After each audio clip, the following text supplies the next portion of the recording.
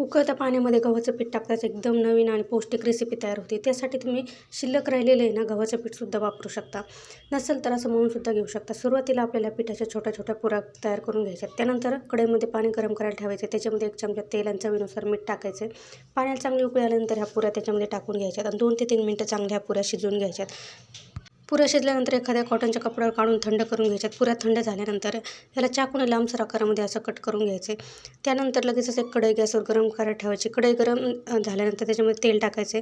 त्यानंतर लगेच अर्धा चमचा जिरे, बारीक कट केलेलं लसूण, हिरवी मिरची टाकून परतून घ्यायचे. त्यानंतर कांदा टाकायचा. नंतर तुमच्याकडे जेवढ्या भाज्या असतील तेवढ्या भाज्या टाकून छान असं भाज्या फास्ट गॅसवरती परतून घ्यायच्यात. त्यानंतर मसाले टाकून घ्यायचे. गरम मसाला, धना पावडर, हळद असे मसाले टाकायचे. त्यानंतर जे आपण गव्हाच्या पिठाच्या पुऱ्यांचं कट करून घेतलं होतं हे टाकायचे. त्यानंतर चवीनुसार मीठ टाकायचं. भरपूर अशी कोथिंबीर टाकायची. एकदम पौष्टिक असा आपला पदार्थ बनवून तयार होतो. आवडल्यास एक लाईक आणि सबस्क्राईब नक्की करा. पूर्ण व्हिडिओ चॅनलवरती बघू शकता.